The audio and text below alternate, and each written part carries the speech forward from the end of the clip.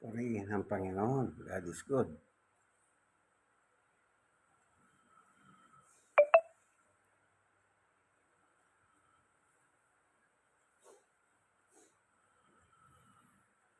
Ito po ang inyong kaibigan kay Jesus, Brother Ani Bautista. Ano po? Magsishare po ako sa inyo ng salita ng Panginoon Diyos. Yung nakasulat po dito sa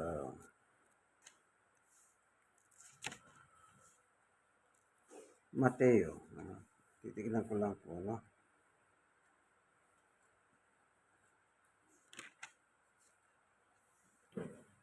Yung sa Mateo, sa chapter 6, verse 9. Ang sabi po rito, ganito kayo manalangin. Ama naming nasa langit, sambahin nawa ang iyong pangalan. Ang nagsabi po nito ang ating Panginoong Yesus. Sasamba lamang ang tao sa pangalan ng Diyos Ama. Exclusively, kung ang Diyos ay Diyos mo, sasamba ka sa pangalan lamang ng Amang Diyos. Ano sabi ng Panginoong Yesus dito? Ama naming nasa langit, sambahin nawa ang iyong pangalan. Nasaan daw ang Diyos? Nasa langit. Sasambahin ang Diyos sa kanyang pangalan. Yung iba po, sumasamba sila sa Diyos, hindi sa pangalan ng Ama.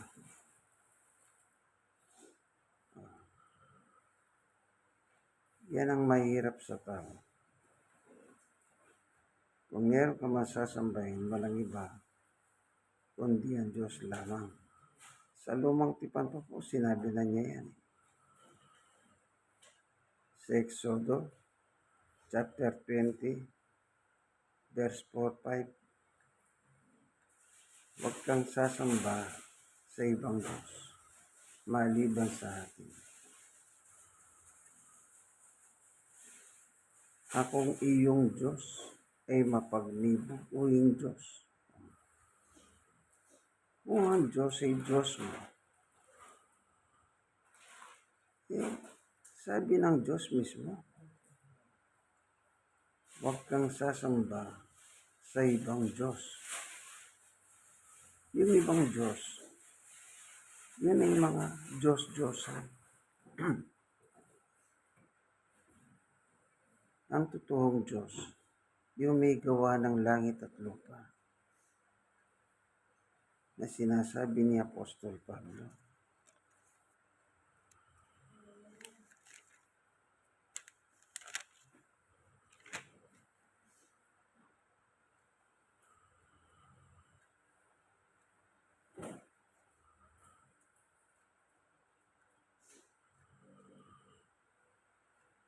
Basahin ko po.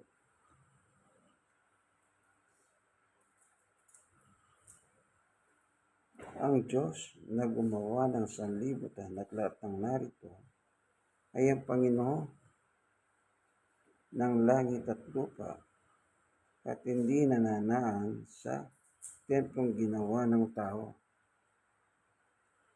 Ano daw po ang Diyos? Gumawa ng langit at lupa. Yung lahat ng nasa lupa, ang Diyos po ang gumawa. Tayo, nasa lupa tayo. Siyang gumawa sa atin.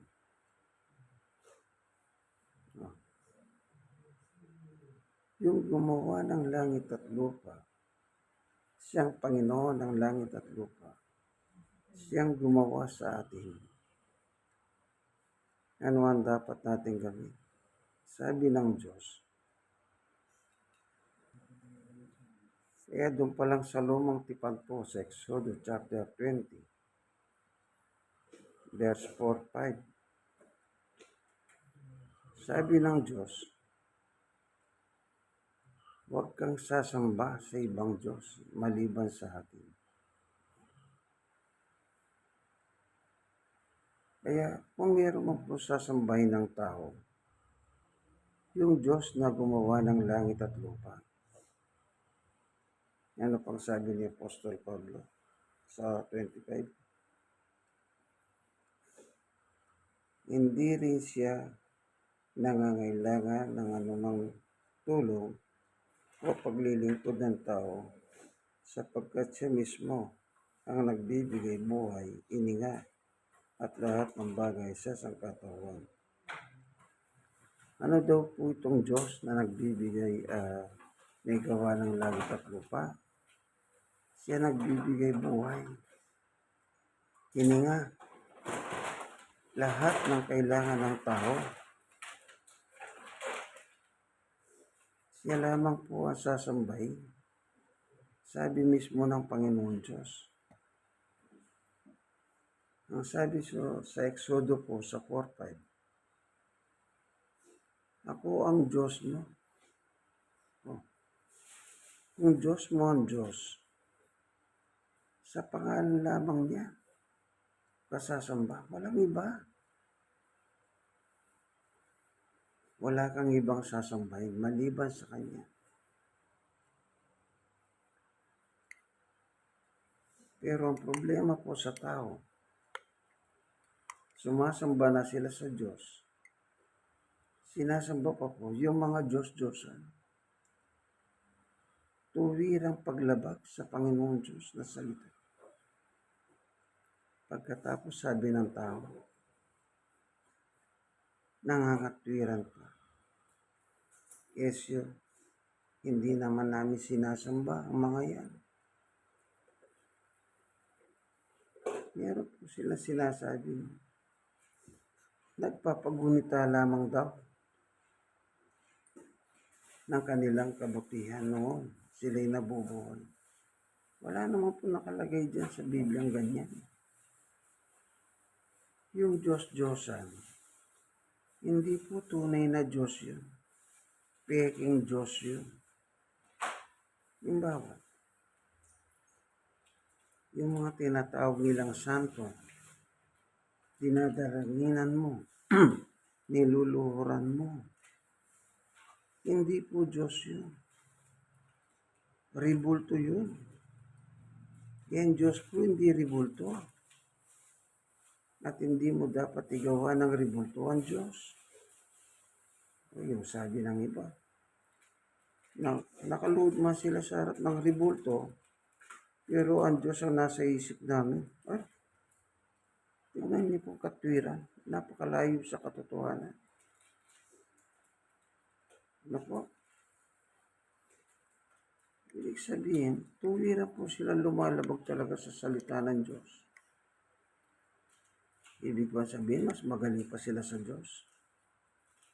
Lahat ng bagay dito sa lupa, ginawa ng Diyos. Yung mga ribultong ginawa nila, gawa sa kahoy, gawa sa bato, gawa sa sari-saring material na nilikha ng Diyos. Pagkatapos, sasambahin mo.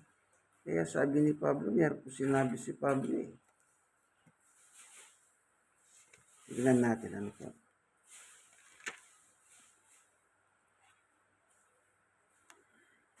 Tignan lang po natin ano.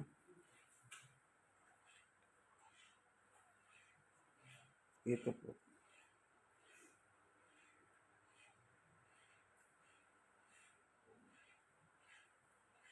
Ito po sabi sa Roma 1:25. Pinalikuran nila ang katotohanan tungkol sa Diyos at pinalitan ng kasinungalingan.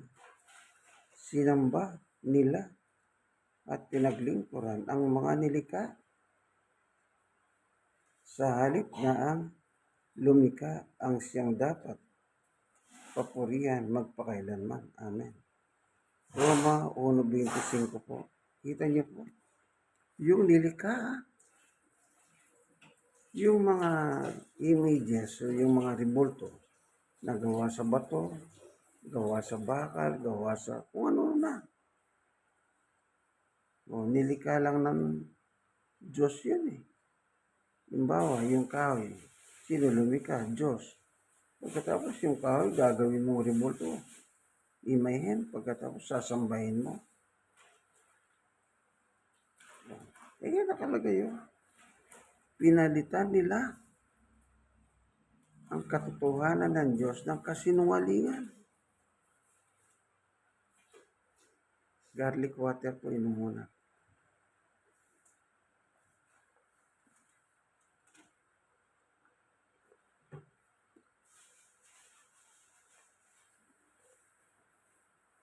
Daily maintenance ko po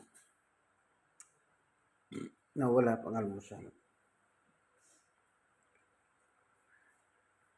Alas 5:40.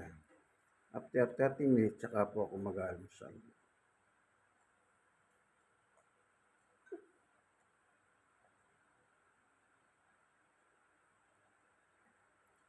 Mainit eh.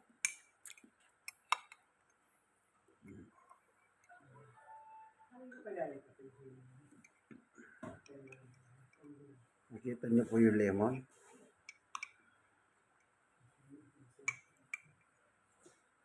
Garlic water with lemon. Good for the heart. Mabuti rin po sa daloy ng dugo at saka sa movement bowel. Maganda po ang pagdumi mo. Natutunan ko po ito, kaya pinractice ko po sa sarili.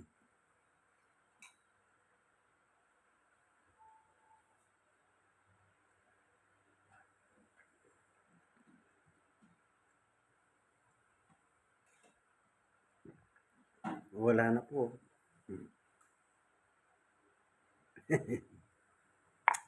Praise the Lord. Balik po tayo. Ano po sabi ni Pablo?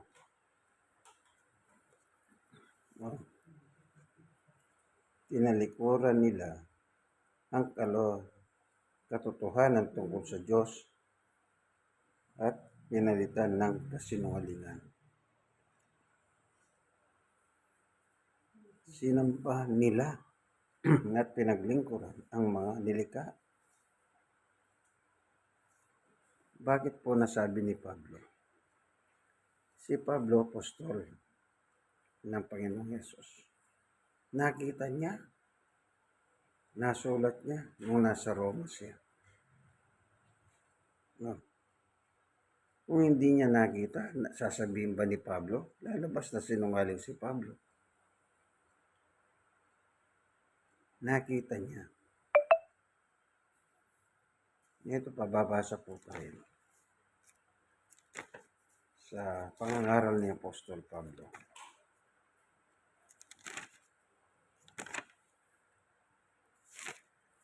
Hanapin lang po natin kasi wala po akong kodigo, outline. Wala rin akong kung ano man.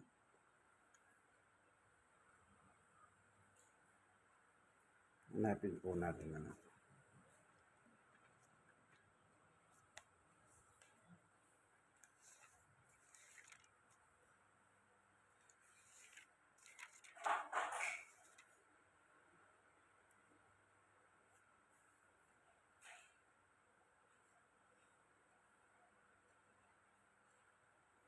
Ito po sa Gawa 17:16. Habang sina Silas at Timoteo, iniintay ni Pablo sa Atenas. Napansin niyang puno ng mga Diyos-Diyosan ang lungsod, kaya't nabagabag ang kanyang espiritu. O kita niyo po. Sa paglilibot po nila sa Atenas, ulitin ko sa Gawa 17:16, habang sina Silas at Timoteo, iniintay ni Pablo sa Atenas. napansin niyang puno ng mga Diyos-Diyosa ng lungsod kahit nabagabag ang kanyang espiritu. Yan po ang nakita ni Pablo. Maging sa Roma man, kasi siya po nakarating ng Roma, tumigil siya ng 2 taon doon, nangaral. Kung ano yung nakikita ni Pablo, yan ang kanyang binabanggit. Na imbis na sambahin ng Diyos, pinalitan ng kasinungalingan.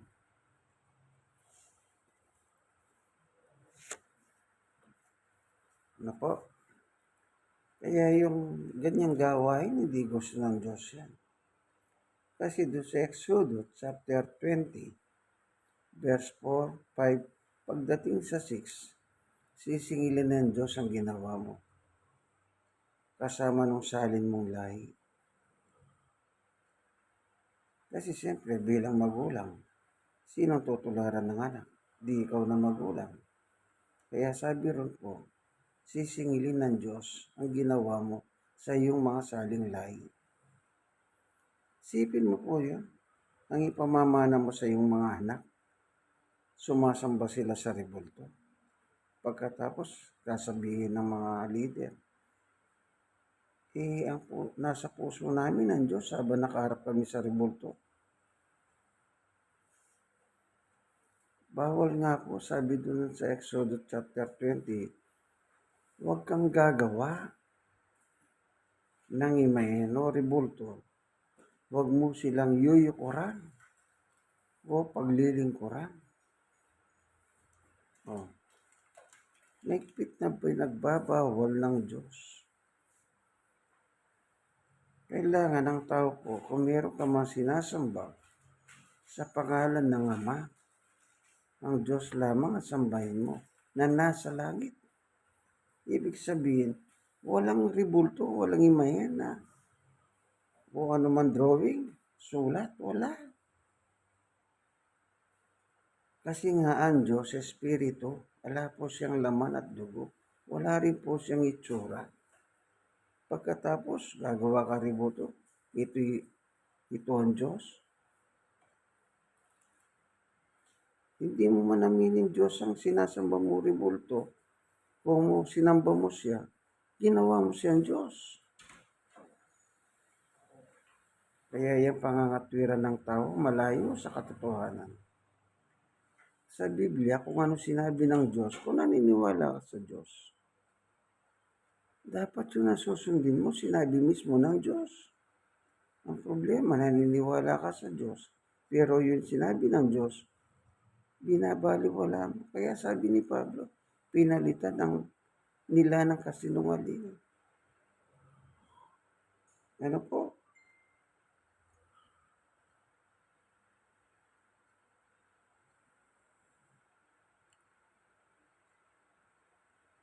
Sa 23, Roma 1:23, tinalikuran nila ang kaluwalhatian ng Diyos na walang kamatayan at ang sinamba nila ay mga larawan ng mga taong may kamatayan. Kita niyo po, rebulto ni ganito, Santa Santo, mga tao pong may kamatayan yun eh. Maliwanag po, sabi ng apostol na si Pablo, tinalikuran nila ang kaluwalhatian ng Diyos na walang kamatayan. Hallelujah. Kaya yung mga sumasamba po sa mga rebulto, yan po'y mahigpit na pinagbabawal mismo ng Panginoon Diyos.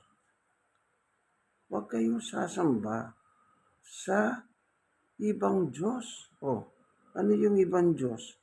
Yun po, yung mga rebulto. Isaiah 44:9. Diyos-Diyosan po, rebulto, imahen, na ginawa ng mga kamay ng tao. di lumalabas ang tao pala gumagawa siya ng Diyos. O yung magagaling naglililok, sculptor. O, sa Pampanga, sa Betis, dito sa Laguna, sa Paiti, magagaling po sa ganyan po. Sculptor. Mula sa mga patay na kahoy. Aanyuhan, ang sabi po doon sa Isaiah 44, mula sa verse 9 hanggang sa katapusan po nun. 21 po yata yung dulo nun. Pag binasa mo lahat, anong nakalagay doon? Kumuha ng kahoy, inugisan ng itsura ng tao.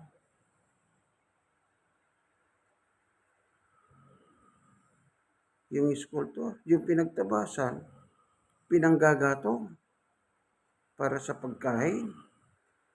Yung natapos nilang imahin, tinatawag nilang Diyos, Diyos nila. Yung Diyos po dun, small letter. Pinababasbas po sa mga simbahan pagkatapos. Yun na, niluluran. Sabi ng Diyos, huwag niyo silang yuyukuran. Di tuwirang paglabag talaga. Tapos mangangatwiran ka pa na basta nasa puso namin ang Diyos. Kung talagang nasa puso mo ang Diyos, ba't mo lalabagin yung gusto ng Diyos na nasa puso mo? Di paniwalaan mo yung mga ibang reliyon na lang na hindi naman totoo ang Diyos kasi hindi naman nakikita. At least kahit ang mga yun talagang hindi mo makita ang Diyos. Pero mali din ang kanilang mga paniwala ng mga yun.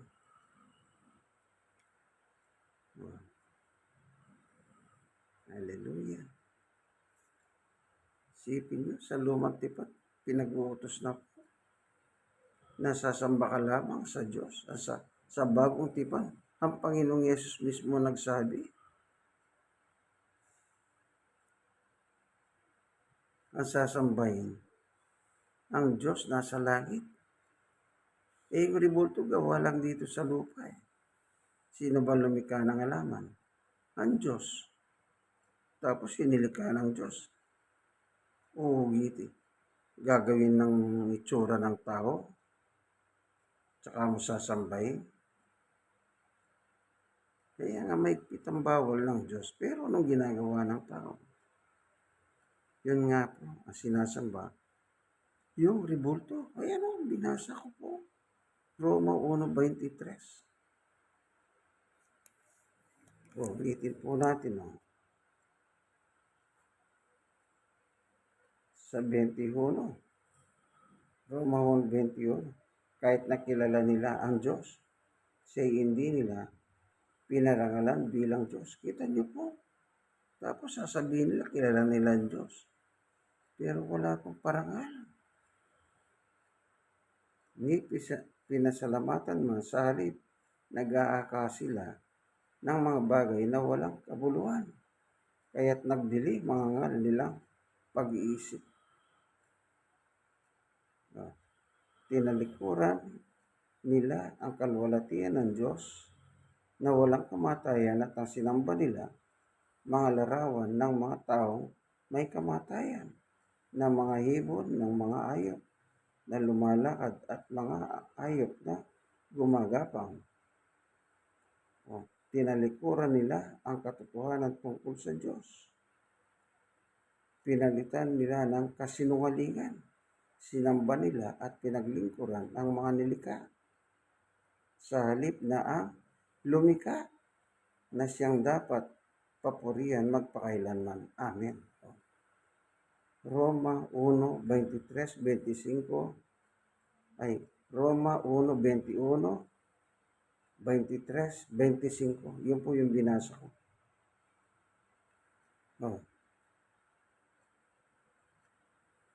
Kaya tandaan niyo po, sa 32. Nalalaman nila ang utos ng Diyos na karapat-dapat sa parusa ng kamatayan ang mga gumagawa nito.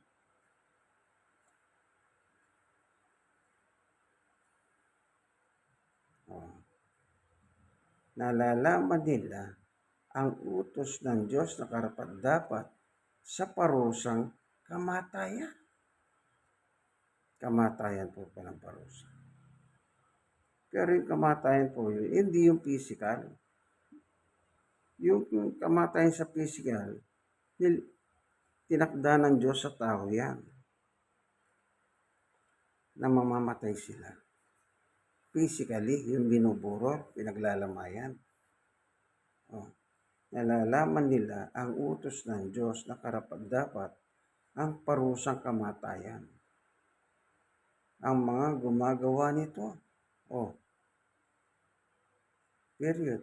Gayunman, hindi lamang patuloy sila sa paggawa nito, kundi sumasangayon pa sila sa mga gumagawa rin ng mga ito. Yan bang gaya-gaya po tumaya? Nakita nila ganun ang ginagawa. Ginagaya nila.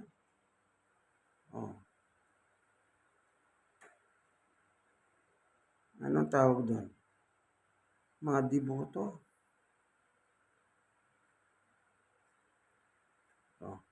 Pero huwag mo salingin ang mga yan. Kukuyugin ka.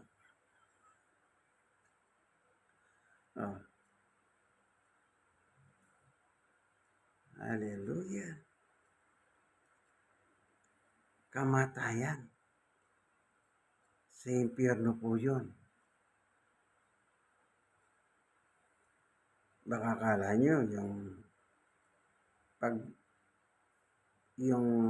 yung physically death, akala nyo pinaparusa kayo, yun na yung parusa na tinutukoy po dito sa Roma 1:32. Nalalaman nila ang utos ng Diyos na karapat-dapat sa parusang kamatayan. Baka akala nyo po pag namatay yun, ito yung tinutukoy, yung physically death. Hindi po. Yung physically death, itinakda ng Diyos yan. Yung kamatayan ng tao. Ang nagpapasya po sa buhay ng kamatayan, ayan, Diyos. Kanino galing ang buhay? Sabi ni Pablo sa Gawa 17:24-25, sa Diyos galing ang buhay, hininga at lahat ng kailangan ng tao. Kung siya nagbigay ng buhay, siya rin ang babawi. Siya po nagtatakda ng kamatayan. Yung Isaiah sa 38, kung meron po kayong Biblia, basahin nyo yung kay Haring Ezekias. Sinabi ng Diyos sa Haring Ezekias sa pamamagitan ng propeta Isaiah na mamamatay ka na ngayon. At nung manalangin si Haring Ezekias,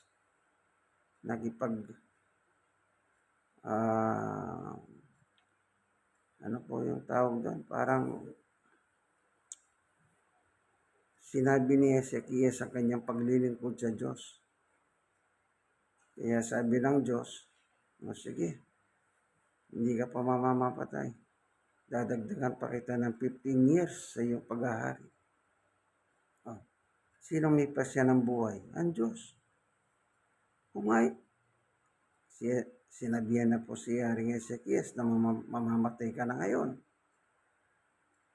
Pero dahil nakipagkatwiranan si Haring Ezekias sa pamamagitan ng panalangin at na dininig ng Diyos ang kanyang dalangin.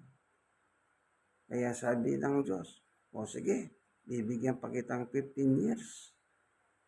Sino bang may pasya ng buhay ng tao? Di ang Diyos na gumawa ng langit at lupa. Yung gumawa ng lupa, yung nasa lupa, siyang gumawa. Tayong mga tao, lahat ng nasa lupa, ang Diyos ang may gawa sa atin. Tapos yung ginawa ng Diyos, gagawin mong mga revolto, imayan. sasambahin mo, luluhuran mo, kakausapin mo, hihingin mo ng tulong. Di pa tuwirang paglabag sa gusto ng Diyos. Kaya sabi niya, huwag kang sasamba sa ibang mga Diyos.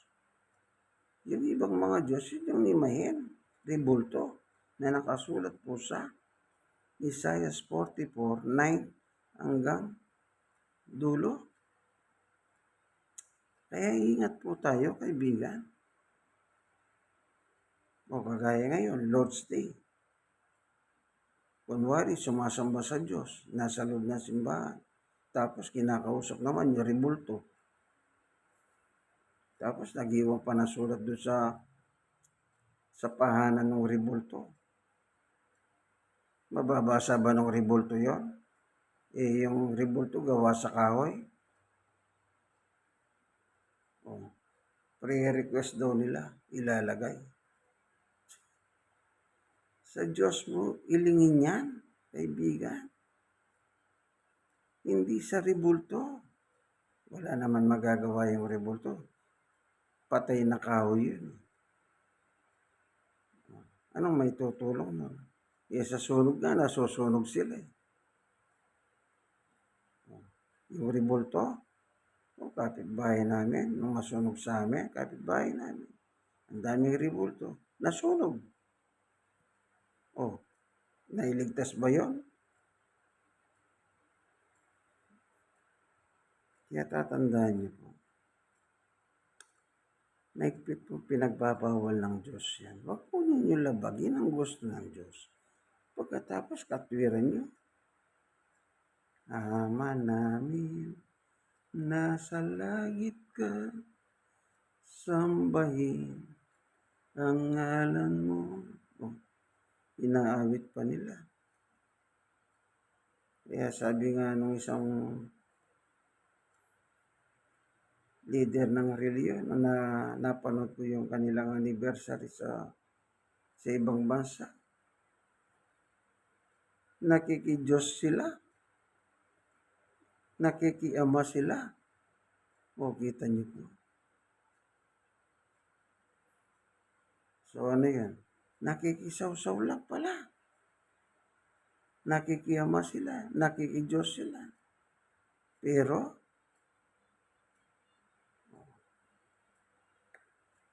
gaya-gaya, putumaya. Ganun ang practice ng tao. Tignan natin yung Colossus.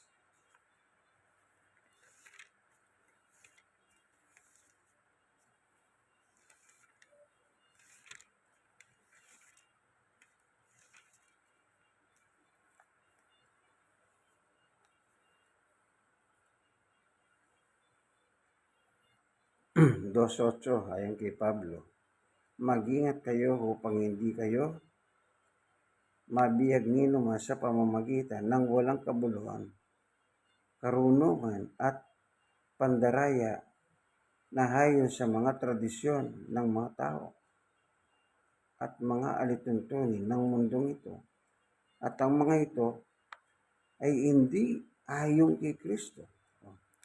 Tradisyon, palatuntunan sa mundong ito, hindi ayon kay Kristo.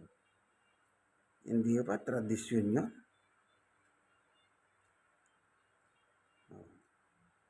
Kaibigan, sabi nga ni Pablo, ingat kayo, baka mabiyag kayo. Anong tawag? Baka kayo mabiyag.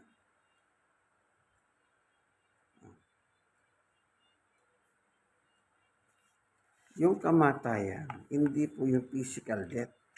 Okay, sa Hebreo.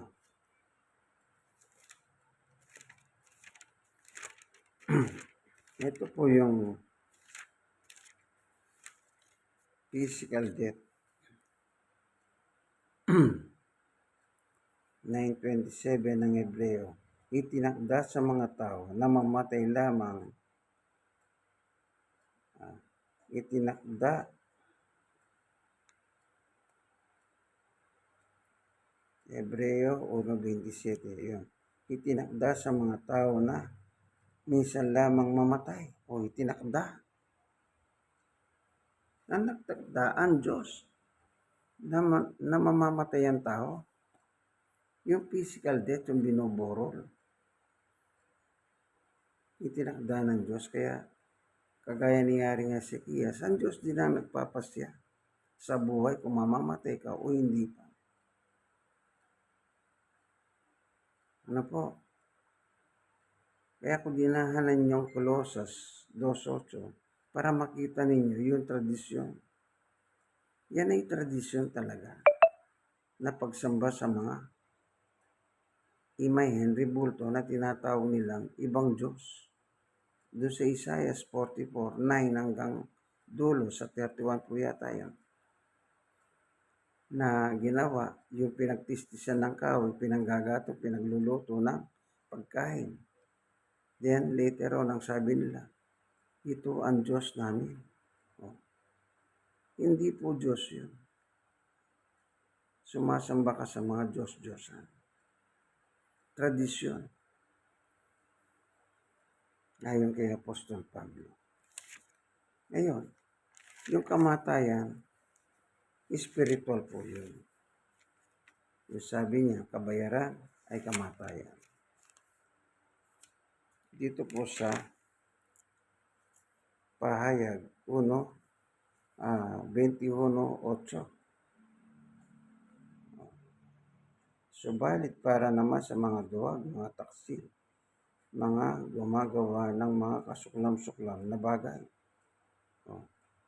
Yung pagsamba sa rebulto, kasuklam-suklam po sa Diyos yan. Ano? Mga mamamatay tao, mga nakikipid, mga mangkukulam, mga sumasamba sa Diyos-Diyosan. At sa lahat ng mga sinungaling, pinalitan nila yung katotohanan ng kasinungalingan. Doon po sa Roma 1:25, pinalitan nilang katotohanan ng Diyos sa kasinungalingan. At sa lahat ng sinungaling, ang magiging bahagi nila sa lawa ng naglilihab na apoy at asupre, itong pangalawang kamatayan.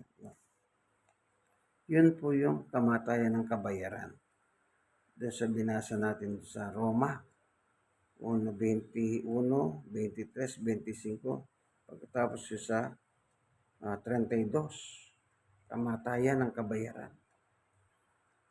Kamatayan sa impyerno po pala yun. Ibig sabihin, lifetime nasa impyerno ka. Kayong mga sumasamba sa mga rebulto. Kahit anong katwiran nyo, hindi lulusot sa Diyos yun. Manapa, hanggat nabubuhay po kayo, may pagkakataon kayo, bitawan nyo po yung maling aral. Hindi ko sinasabing lumipat kayo ng reliyon. Palitan nyo po yung inyong paniwala. Halimbawa, dati kayong sumasamba sa mga Diyos-Diyosan. Nagro-rosaryo kayo, nag-nonobena, nagpo-prosesyon. Tigilan nyo na po yan. Doon po sa Diyos na may gawa ng langit at lupa, doon lang po kayo sasamba sa kanyang pangalan. Lamang. Sabi ng Diyos huwag kang sasamba sa mga ibang Diyos. Ako lamang ang iyong Diyos. Isipin niyo po yan. Malaking kasalanan sa Diyos yan, kaibigan. At ang kamatayan sa apoy ng impyerno. Wala ka nang magagawa pag nasa impyerno ka na. Hindi ka makakalipat sa langit. Kahit ipagdasal ka pa ng ipagdasal. Sayang lang po. Kahit ipagdasal ka ng espesyal, may bayad, may carpet pa. Wala na po kwenta yung dasal na yan. Kahit iiyak pa sila. Mag-aayuno sila para sa wala na po yan.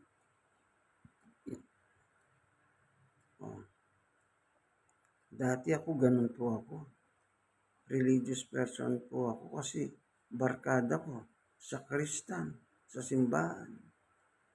Yung mga naglilinis ng simbahan.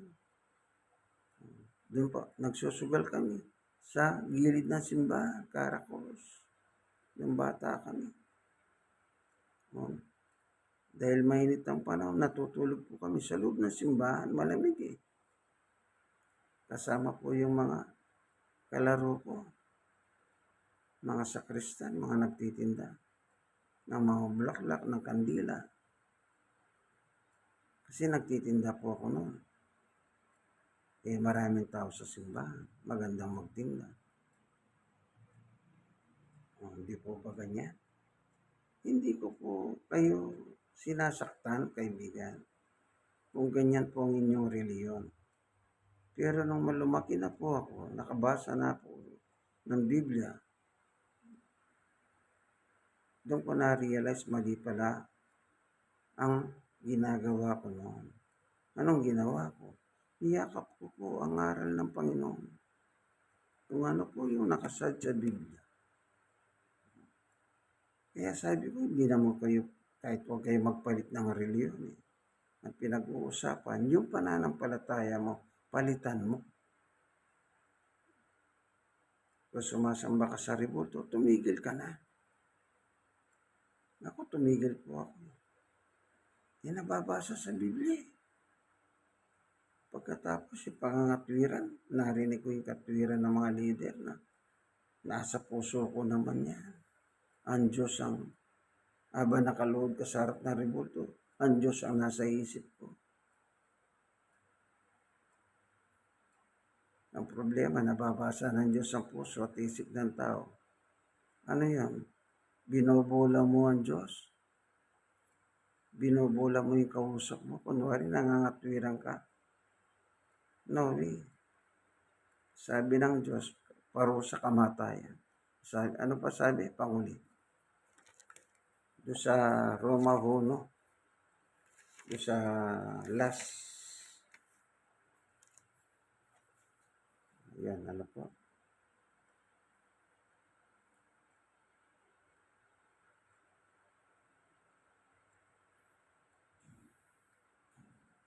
Sa 32, nalalaman nila ang utos ng Diyos na karapat-dapat sa parusang kamatayan ang gumagawa nito. Gayunmay, hindi lamang patuloy sila sa paggawa nito, kundi sumasangayon pa sila sa mga gumagawa rin ng mga ito. Sinasangayunan pa pala. Kaya nangangatwiran pa. Salamat, Panginoon Diyos, sa pagtuturo mo po sa amin ng katotohanan. Nawa yung nanonood po ng video ito, Panginoon Diyos, buksan mo puso nila. Ang kaisipan nila. Kung meron man po silang bigat sa buhay na dala-dala, ikaw po ang nagbibigay ng kagahanan, ng kahirapan. Kung sila man ay may mga iba't ibang mga karamdaman, ikaw po ang nagpapagaling.